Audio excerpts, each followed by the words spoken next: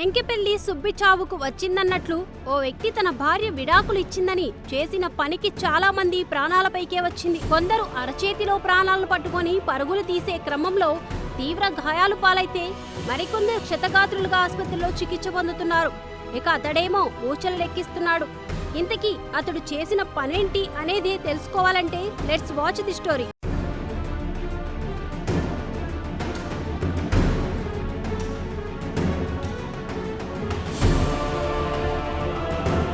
ఈ మధ్యకాలంలో భార్యాభర్తల మధ్య సంబంధాలు సరిగ్గా లేకపోవడం, వింత వింత ఘటనలు, దారుణాలు చోటు చేసుకుంటున్నాయి.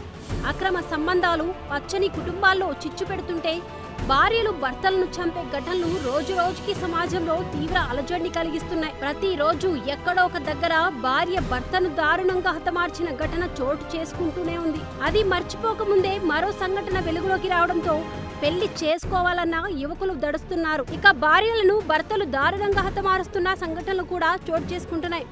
ఏది ఏమైనా భార్యాభర్తల మధ్య సయోధ్య చెడి ఘోరాలు జరుగుతున్నాయి.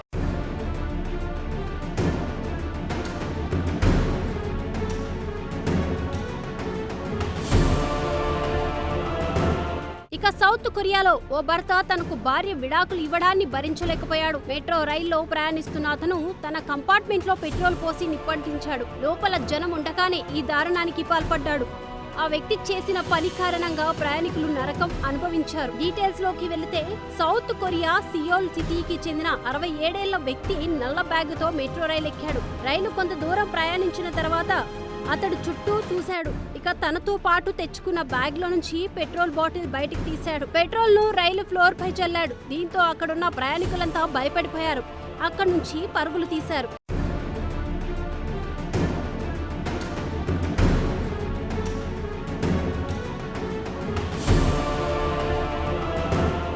దీంతో ఆ మహిళ కింద పడిపోయింది. చెప్పులు, ఫోన్ అక్కడే వదిలిపెట్టేసి బతుకు జీవుడా అంటూ పారిపోయింది. పాపం, ఆమె మడమ విరిగింది. అయినా ఆగకుండా అక్కడ నుంచి పరిగెత్తింది. ఇక ప్రయాణికులందరూ అక్కడ నుంచి పరిగెత్తిన తర్వాత ఆ వ్యక్తి పెట్రోల్ కు నిప్పంటించారు. ఆ ప్రాంతం మొత్తం పెద్ద మంటతో బగ్గుమంది. మంటల కారణంగా రైల్లో పొగలు నిండుకున్నాయి.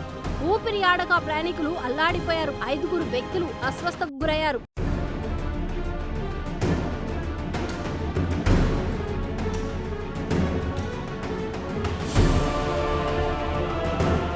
విషయం తెలిసిన వెంటనే మెట్రో రైల్ సిబ్బంది వచ్చి మంటల్ని ఆర్పేశారు.